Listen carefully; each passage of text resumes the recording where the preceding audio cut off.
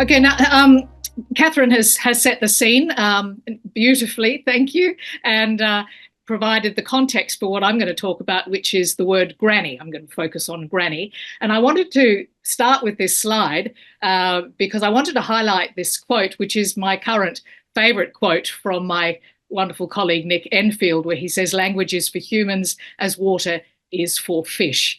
It works in so many different ways, but what it does really well is highlight the fact that we are, of course, swimming in water. We rely on it, but we take it totally for granted, and we certainly do not appreciate or recognize the influence, the powerful influence that it can have. So let me just my talk is actually based on something that Catherine and I wrote recently for the conversation on Granny. So what I want to do is sort of give a bit of linguistic context, have a look at Granny's journey, and then something about, what could we do about this? So to start with a bit of linguistic context, and I apologise because I've actually given this quote, I think probably last year at the Embolden conference, but it is my favourite account of words and their meanings. By Dwight Bollinger back in the 1970s, I think it was. He talked about meanings that are inside and central, meanings that are inside but peripheral, and meanings that hover on the outside like hungry flies. I'm often asked, what's the real meaning of such and such a word, as if words were these kind of mathematical symbols, but they're not these tight little bundles of form and meaning that, as Dwight Bollinger describes. And just to show you how complex it can be, I've popped up a very straightforward word, the word glass, which has been, in the language since Anglo-Saxon times. And ever since that time, it's been sprouting new meanings. I've just given you a few of them here. And of course, new meanings are hopping on board all the time. A horrible verbal meaning recently, which is to attack someone with a broken bottle, and then more recently still in reference to weapons of mass destruction. So, words more than any other aspect, more than sounds, more than grammar, are tied to the kind of human wildcard factors, if you like, and that can take words on really wild journeys, as we'll see. So words can broaden, they can mean more than they did before. They can narrow. We'll see an example of this in a moment. That's more usual. They can totally shift contexts. That's quite common too. They can elevate, become more positive, but more often or not, and we'll see this certainly, they deteriorate, they degenerate. But what unites all of these, meaning shifts is that meanings over time will become more abstract, and they'll become more centered in the kind of world of the speaker, more subjective, more personal, more, the coding kind of personal points of view. Now, this is perhaps a tired old example, but it still shows it so clearly that I trotted out the word attitude, because it does show this increasing, I suppose, subjectivity, abstraction that words will go through. So attitude originally meant posture, and then it shifted to mean your mental state, your mode of thinking, whatever was suggested by your physical posture. And then, of course, we had, bad attitude problem. And then what happened, and this is very typical, all of that badness got dumped into attitude. So to have an attitude was a bad thing, something to be corrected. But of course, if society changes, and this is what's happened here, neutral or bad contexts can elevate. And attitude recently has acquired a bit of a semantic halo, to swipe C.S. Lewis's term. We see a lot of groups out there with attitude. In fact, I just searched grannies with attitude a few moments ago, and there are some wonderful pictures of granny with attitude, with tude, if you like. It's the shortened version now. So this is this kind of, get up and go, perhaps a bit of insolence, some chutzpah, all sorts of things are bound up in attitude now, but it has become something quite positive. So we'll come back to this idea in a moment. And I wanted to put this slide up first too, because so often, our meanings that we carry around in our own heads, and perhaps you had an idea of, what you thought attitude meant, they just seem so natural, don't they? They seem so sort of inborn, that we often fail to realise that other people can have completely different understandings of words, sometimes completely the opposite. So our word meanings are really hypotheses, and we kind of refine them along the way as we encounter them in different contexts. So I'm just going to give you a couple of my favorites. Instep. You think it's a pretty standard sort of term. What part of the foot do you understand by instep? Is it the top part of the foot? Is it the underneath part of the foot? Is it the part between the ankle and the toes? All three meanings are out there for instep, and you will find different dictionaries will favour different meanings. I remember encountering the dictionary maker with Macquarie once, and he was tearing his hair out saying, what do I do with instep? Which meaning to privilege there? Luck out was one that my student, well, a lot of my students, in fact, have alerted me to. When I say, as I did in class one day, London English lucked out, I meant London English was in a lucky position.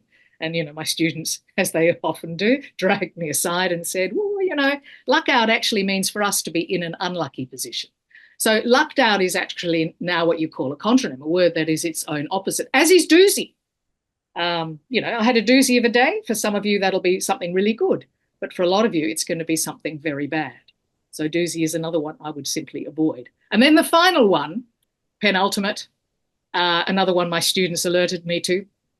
Have a look at that T-shirt there. The penultimate experience. It doesn't mean the second last experience. It means the absolute best, the greatest. That's what penultimate means to a lot of younger students. Now, of course, context is going to be everything when words are doing this kind of slipping around. The linguistic, the social, the cultural setting. But sometimes, you get the context which is really quite ambiguous. And there are kind of these bridging contexts, if you like, that will allow a meaning to shift.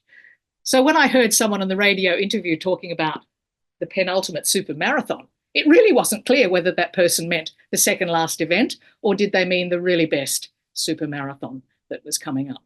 It really wasn't clear.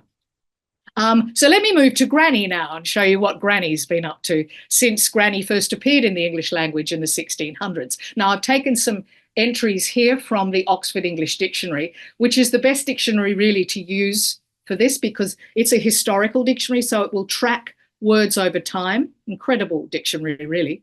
And it will also buttress its accounts of words with citations. So Granny actually has a whopping 6 major senses in the Oxford English Dictionary, which is quite extraordinary, really. And a number of those senses have subsenses. I've just given you 2 here. And you can see right from the start, right in the early 1600s, Granny was an old woman, but was also a gossip. A gossip monger, what do we call them? Telltales, whole lot of words for Granny in this early time. Actually, that quote that I've given there doesn't show it. I should have given another quote. But anyway, that was the first appearance of Granny. And then ever since, new bad meanings have been hopping on board. Here's one from the 1700s where, disparagingly of an old woman, a fussy, indecisive or unenterprising person and a stupid person.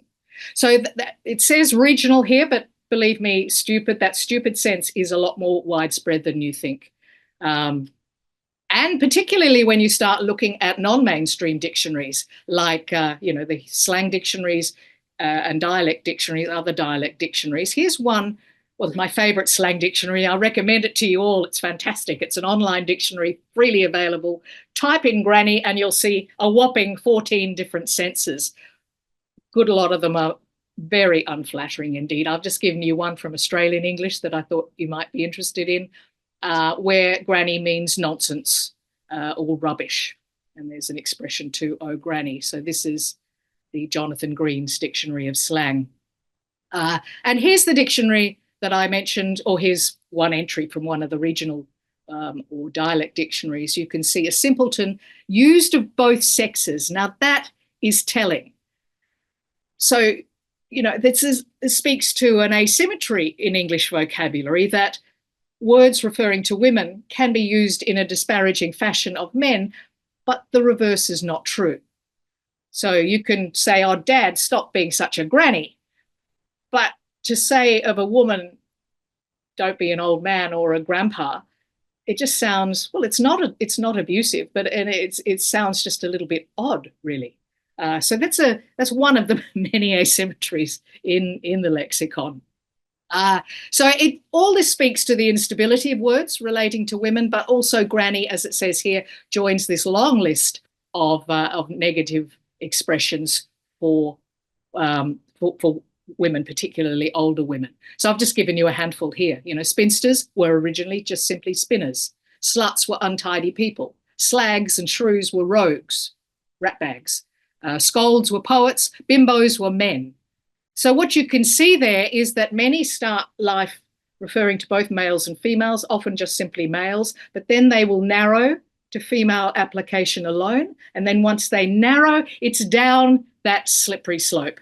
And they, you know, more and more negative meanings pile on.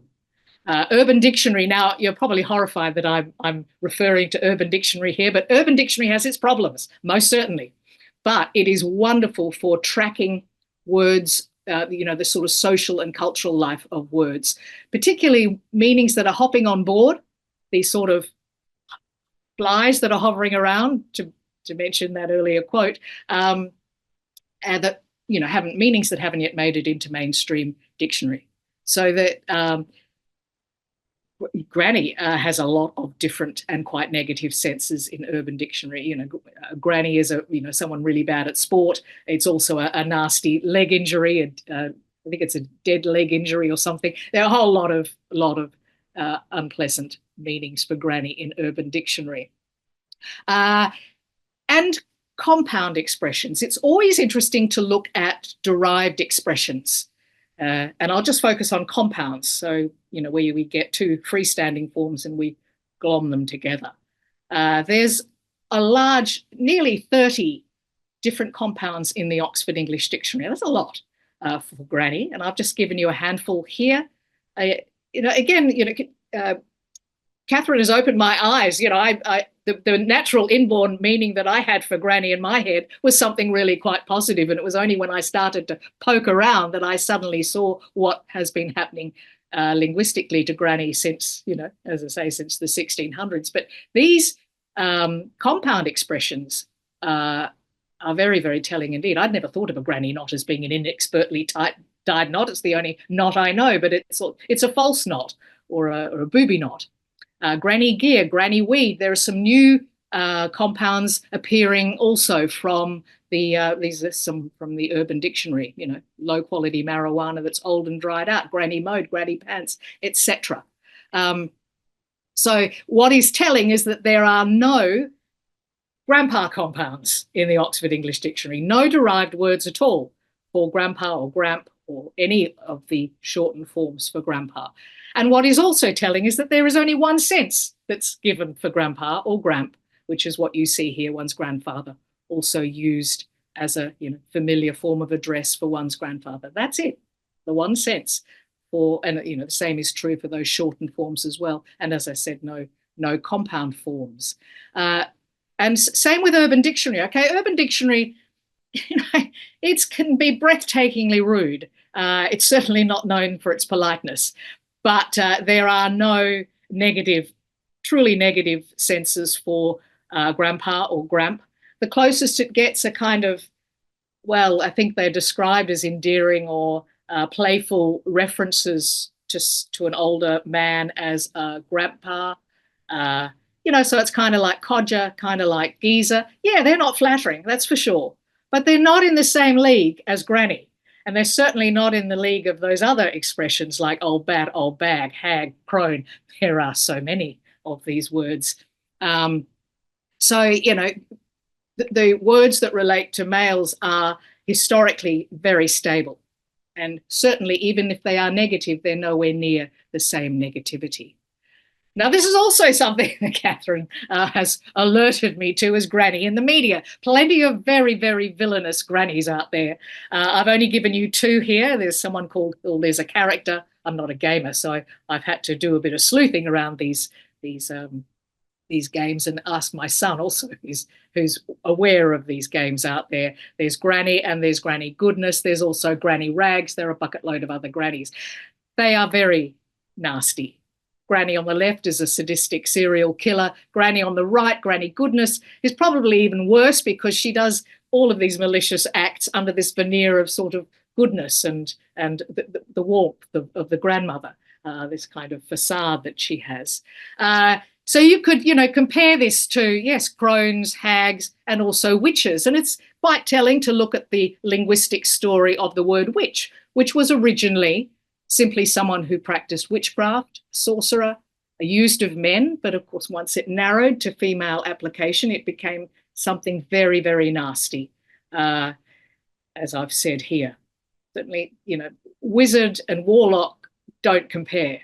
And I think these days, too, it's kind of hard to know how negative witch was in early English because, well, we're coming up for it, aren't we, with Halloween.